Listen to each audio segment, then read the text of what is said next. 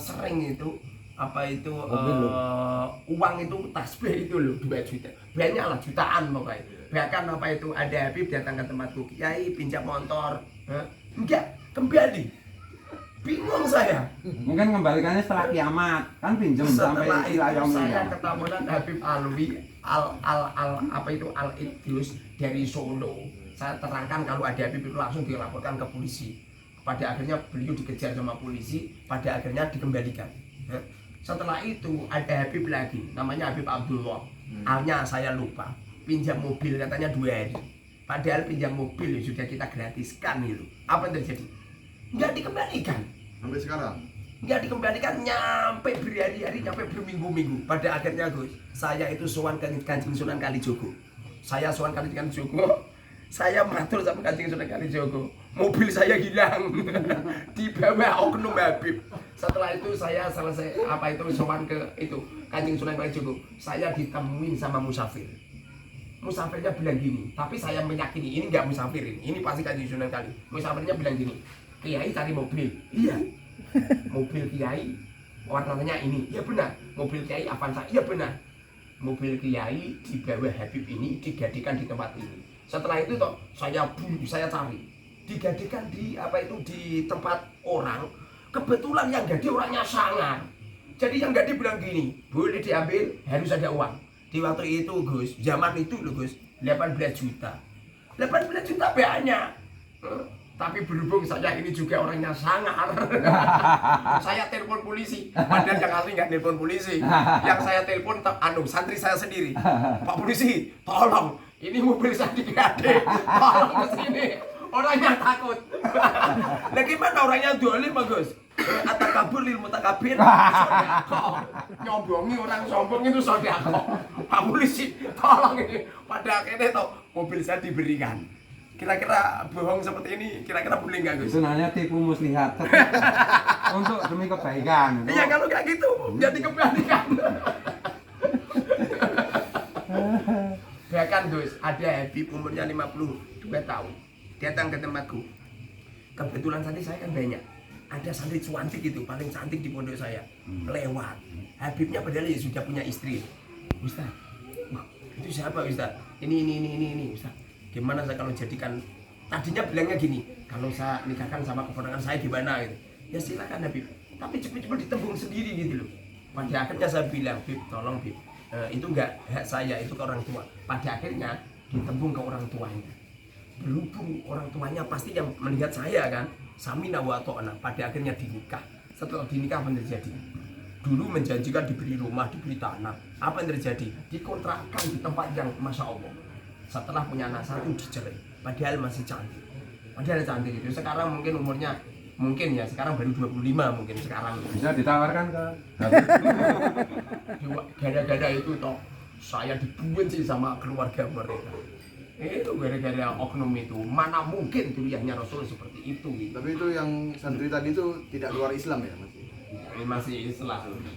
Karena fenomenanya begini Kiai. Iya. Ada beberapa perempuan dinikahi Habib karena perilaku Habib yang kurang ajar, Iya. hanya cerai dan akhirnya murtad keluar dari Islam. Masya Allah. Ya karena kecewa dengan Habib ini.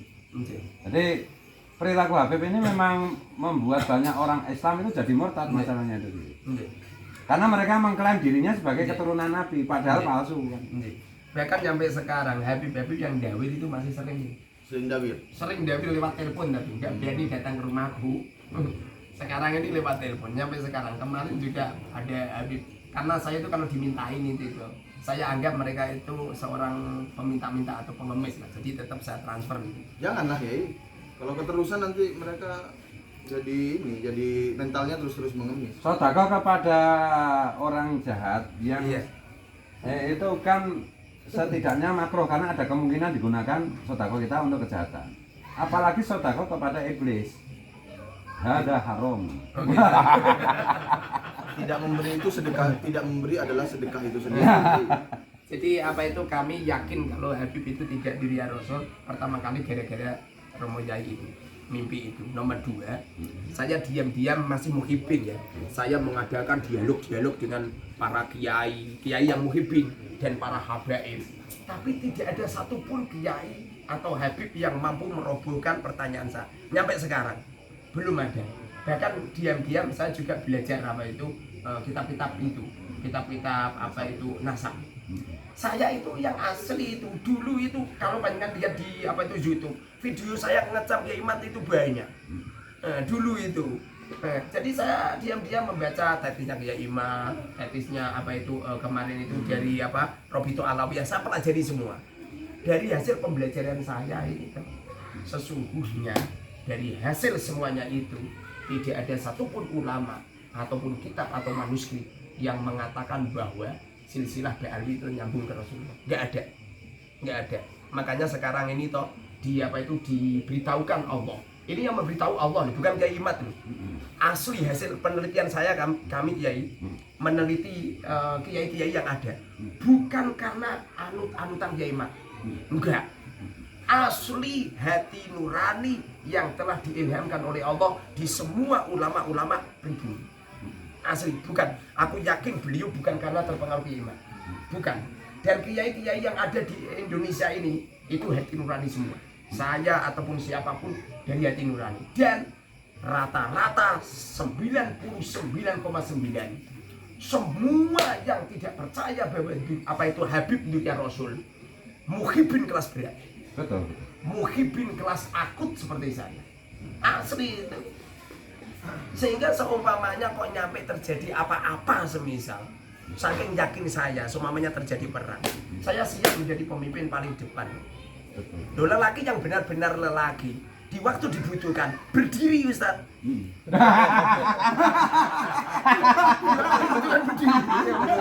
Tapi kalau sudah selesai selalu merendah. Kalau sudah konser merendah. Ini jiwa lelaki yang pernah memamerkan apa? Jasa-jasanya. Ini lelaki.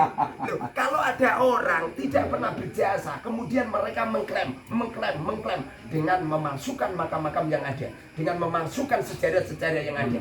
Bahkan memasukkan apa itu sang merah putih di waktu dia apa katanya itu Habib Ali Kuitang merobek.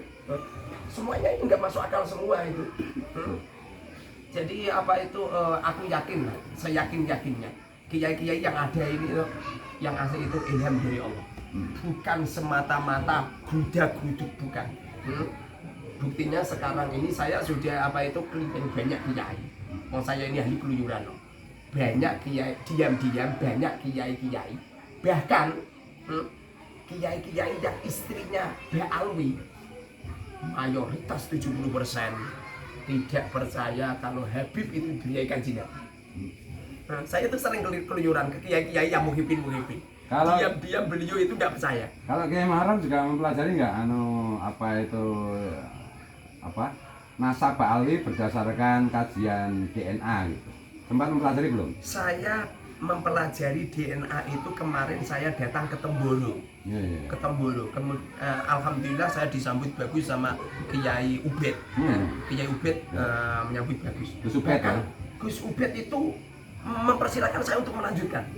Itu pertanda kalau apa itu pentolan Temboro setuju dengan pendapat saya dan setuju dengan pendapatnya Kiai Imat. Cuma berhubung beliau istrinya 2 Ba'alwi, beliau lebih apa itu diam. Iya, ngerem dulu. Iya, tapi beliau itu toh setuju. Tapi beliau saya komentari untuk beliau tidak mau komentar.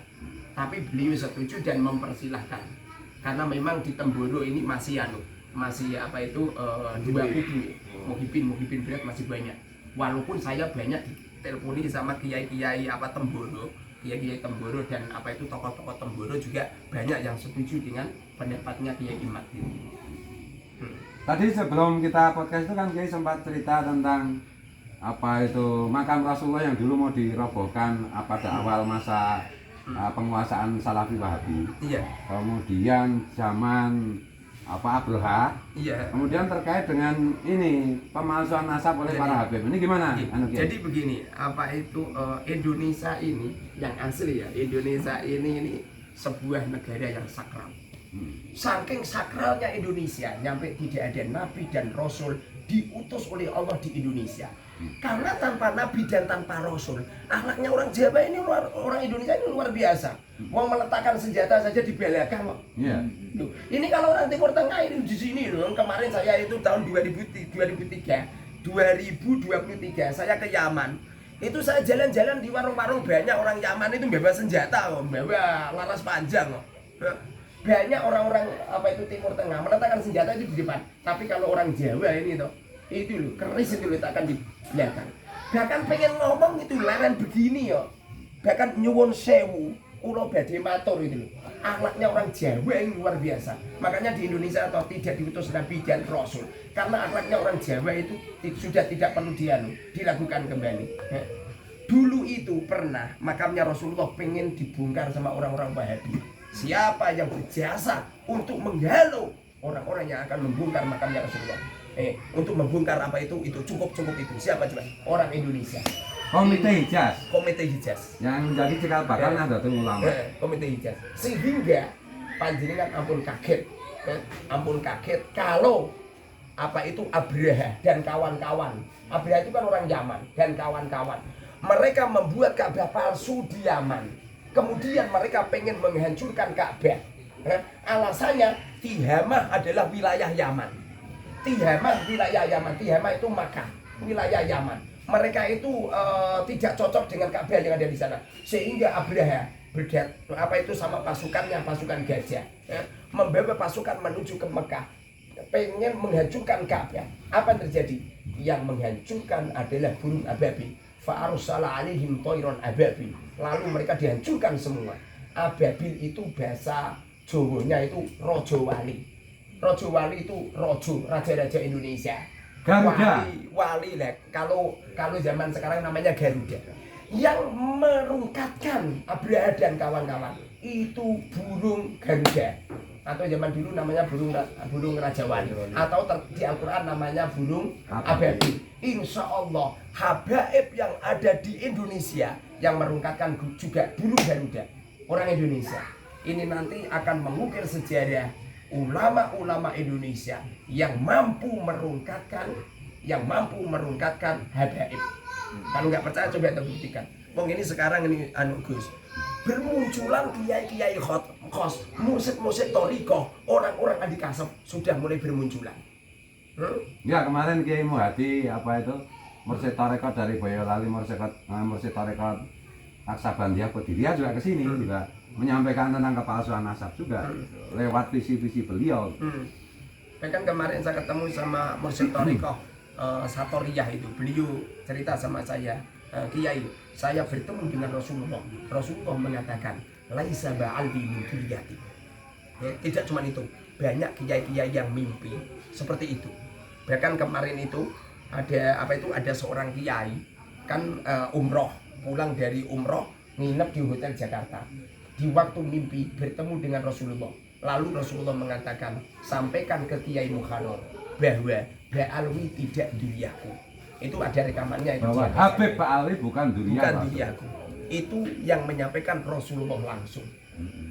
Dan kita wajib percaya kepada Kiai Muharrar cerita-cerita tentang mimpi, karena Kiai Muharrar itu sudah menunjukkan intelektualitasnya yang luar biasa, sudah menunjukkan isiannya dengan kitab Arba'in itu gitu loh. Tapi kalau yang cerita cuma Zaini apa si Wafi, ya udah itu anggap aja itu kentut kan. Karena yang bercerita itu Kiai Muharrar yang sudah jelas reputasi kecerdasannya, jelas reputasi kemanfaatan dari isiannya untuk para kiai dan santri. Ya kita wajib percaya dong. Kan gitu. Mau dilanjut ya? Lagi pula apa itu kami pada tahun 2000. Jadi yang asli ini ilmu sir ya. Nggak perlu saya ceritakan yang asli, tapi ini adalah sebuah apa itu penting untuk dipublikasikan. Yang asli saya ini sering ketemu dengan Rasulullah. Bahkan saya selalu pakai baju putih karena Rasulullah kalau bertemu sama saya pakai baju putih. Kalau dengan saya kok pakai baju Jawa ya Rasulullah. Nah, ya. Jadi apa itu menyesuaikan yang didatangi. Menyesuaikan. Jadi apa itu saya kalau ketemu sama Rasulullah nggak pernah dalam mimpi. Ya qaditan sini. Seumpama apa yang kami katakan ini dan yang kami istiadatkan ini salah. Aku yakin Rasulullah mengingatkan kami. Saya itu curiga panjenengan bikin kitab Arba'in itu juga dibisiki Rasulullah. Karena saya lihat kitab Arba'in itu revolusi dalam cara mempelajari cara membaca kitab kuning. Dan sudah puluhan ribu orang yang menggunakan kitab Arba'in, metode Arba'in, dari buta huruf terhadap kitab kuning menjadi ngalim kitab kuning. Memang begitu? Saya tidak perlu komentar. Tapi Indonesia ini toh ratusan pondok, bahkan hampir 1000 pondok itu menggunakan metode Arba'in saya. Walaupun saat ini gara-gara saya mengkebet merungkatkan nasab Alwi, lalu banyak orang yang menjelik-jelikan Arba'in. Sebabnya statement saya sangat membahayakan. Kalau statement saya bahwa Alwi tidak menduriati Rasul, maka semua kiai-kiai yang menggunakan metode saya secara otomatis murtad semua. Secara otomatis akan mengikuti saya gitu. Kalau mereka tidak mengikuti saya, coba bagaimana coba? Berarti ilmunya tidak berkah ya? Jadi walaupun saya ini di media sosial di framing bahwa saya nggak bisa baca kitab kuning dan sebagainya, itu sudah terjadi zaman Imam Suyuti. Imam Suyuti dulu juga pernah di framing kalau Imam Suyuti itu nggak bisa baca kitab, naku sorop lan jebol, karya tulisnya hasil curian, itu biasa.